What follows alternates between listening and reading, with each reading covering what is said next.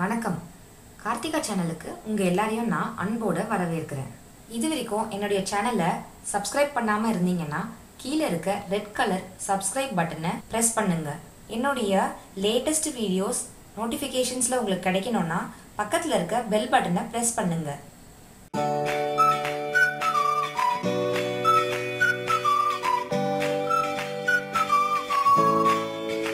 Hello friends, வணக்கம் and welcome to Karthika channel. இன்றைக்கி நம்ம சேனலில் மிளகாய் கிள்ளி விட்ட சாம்பார் அல்லது சிறுபருப்பு சாம்பார் தான் பார்க்க போகிறோம். அதுக்கு தேவையான பொருட்கள்: சிறுபருப்பு 1/2 கப், வெங்காயம் 2, தக்காளி 2, பச்சை மிளகாய் 3, பூண்டு 8 to 9, கடுகு 1 டீஸ்பூன், எண்ணெய் 1 டேபிள் ஸ்பூன், மஞ்சள் தூள் 1/2 டீஸ்பூன், காய்ந்த மிளகாய் 3, உடைத்த உளுத்தம்பருப்பு 1 டீஸ்பூன், உப்பு தேவையான அளவு, கருவேப்பிலை சிறிதளவு, கொத்தமல்லி சிறிதளவு மற்றும் பெருங்காயத்தூள் 1/4 டீஸ்பூன். நம்ம சிறுபருப்பை ஃபஸ்ட்டு, அதாவது பைத்தம்பருப்புன்னு சிலர் சொல்வீங்க, அதை நல்லா வாஷ் பண்ணிவிட்டு 2 மடங்கு தண்ணி வச்சு குக்கரில் வச்சுருக்கேங்க. நான் அதை ஸ்டவ் ஆன் பண்ணி நான் வச்சுட்டேன். அதில் மஞ்சள் தூளும், தக்காளி பார்த்திங்கன்னா 2 தக்காளி சொல்லியிருந்தேன். அதில் ஒரு தக்காளியை இப்போ பருப்போடு சேர்த்துடலாம் கட் பண்ணி. ஸோ ஒரு தக்காளியை கட் பண்ணி சேர்த்துருக்கேன். கொஞ்சோண்டு எண்ணெய் விட்டுருக்கேன். 1 ஸ்பூன் அளவுக்கு எண்ணெய் விட்டுட்டு நம்ம க்ளோஸ் பண்ணி 4 to 5 விசில் விட்டுருவோம். இது வேகிறதுக்குள்ளே இதுக்கு தேவையான வெங்காயம், பச்சை மிளகா, காஞ்ச மிளகா, கருவேப்பிலை, தக்காளிலாம் கட் பண்ணி ரெடியாக நம்ம வச்சுக்கலாம்.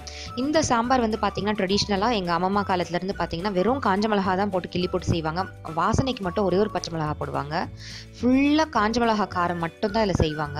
இது தோரம்பருப்பு சாம்பார் அளவுக்கு ரொம்ப திக்காக இருக்காதுங்க. கொஞ்சம் தனியான கன்சிஸ்டன்சியில் தான் இருக்கும் நார்மலாக.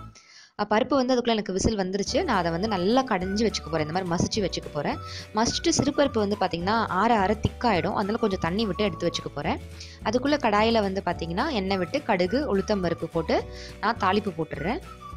உளுத்தம்பருப்பு கொஞ்சம் வதங்கினதுக்கப்புறமா நம்ம காஞ்ச மிளகாவும் கருவேப்பிலையும் போட்டு தாளிச்சிடலாம்.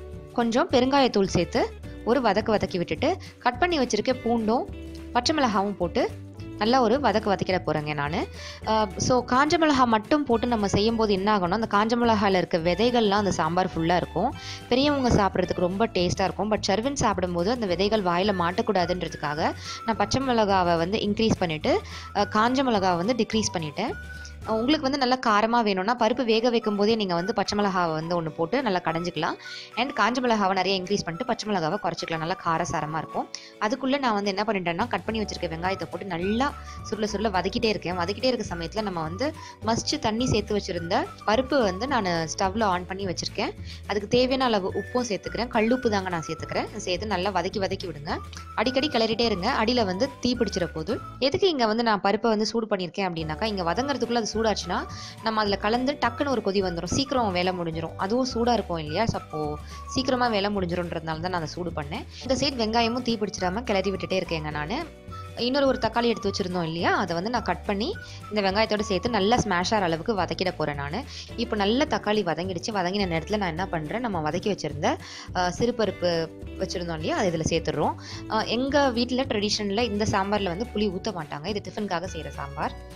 இதே நீங்கள் பச்சை மிளகாவெல்லாம் குக்கர்லேயே போட்டு நல்லா மசிச்சு விட்டுட்டு திக்காக இறக்குனீங்கன்னா சப்பாத்திக்கு கூட சூப்பராக இருக்குங்க. இது கொஞ்சம் நான் சொன்ன மாதிரி தண்ணி கன்சிஸ்டன்சியில் தான் இருக்கும். ஆனால் உங்களுக்கு திக்காக தான் பிடிக்கும் அப்படின்னாக்கா நீங்கள் உங்கள் கன்சிஸ்டன்சிக்கு ஏற்ற மாதிரி வச்சுக்கலாம். இந்த சாம்பாரை நீங்கள் சுட சுட சாதத்தில் நெய் விட்டு சாப்பிட்டிங்கன்னா அவ்வளோ மணக்க டேஸ்ட்டாக இருக்குங்க. அதுக்கு சைட் டிஷ் பார்த்தீங்கன்னா முருங்காய், கத்திரிக்காய், மிளகு பெரட்டல் சூப்பராக இருக்கும். கோவக்காய் ஃப்ரை நல்லாயிருக்கும். எல்லா விதமான வறுவல் எல்லாமே நல்லாயிருக்கும். நான் வெஜிடேரியன் பிரியர்ஸாக இருக்கீங்கன்னா இந்த சாம்பார் வச்சுட்டு நீங்கள் சிக்கனோ மட்டனோ ஃப்ரை பண்ணி வச்சுக்கலாம்.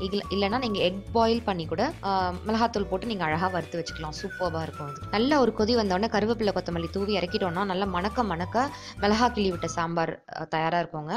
இந்த நான் பச்சை மிளகா போடாமல் காஞ்ச மிளகா மட்டும் ஃபுல்லாக போட்டிருந்தேன்னா அந்த மிளகா கிள்ளி விட்ட சாம்பாருக்கு பேருக்கு ஏற்ற மாதிரி அந்த மிளகாவுடைய வாசனை நம்ம சாப்பிடும்போது இந்த ஃப்ளேவர் தெரியும். நல்லா ஒரு கொதி வந்துருச்சு, நம்ம கருவேப்பிலை கொத்தமல்லி தூவி இறக்கிட்டோம். அவ்வளோதான், மணக்க மணக்க டேஸ்டியாக சூப்பரான சிறுபருப்பு சாம்பார், அதாவது மிளகாய் கிள்ளி விட்ட சாம்பார் வந்து தயாராகிடுச்சுங்க. இது எல்லா விதமான டிஃபனுக்கு நெய் விட்டு மணக்க மணக்க சாப்பிடும்போது சாதத்தில் சூப்பராக இருக்குங்க.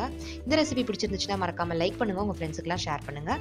இந்த சேனலை நீங்கள் ஃபர்ஸ்ட் டைம் பார்க்குறதா இருந்தாக்கா மறக்காமல் சப்ஸ்கிரைப் பண்ணிக்கோங்க. அப்படியே பக்கத்தில் இருக்க பெல் ஐக்கனையும் பிரஸ் பண்ண மறந்துடாதீங்க. இந்த சாம்பாரை நீங்கள் வீட்டில் சமைச்சு பார்த்து ருசிச்சு பார்த்து உங்களுடைய வேல்யூபிளான கமெண்ட்ஸை கீழே இருக்க கமெண்ட் செக்ஷனில் போஸ்ட் பண்ணுங்கள். நன்றி, வணக்கம், டேக் கேர், பை பாய்.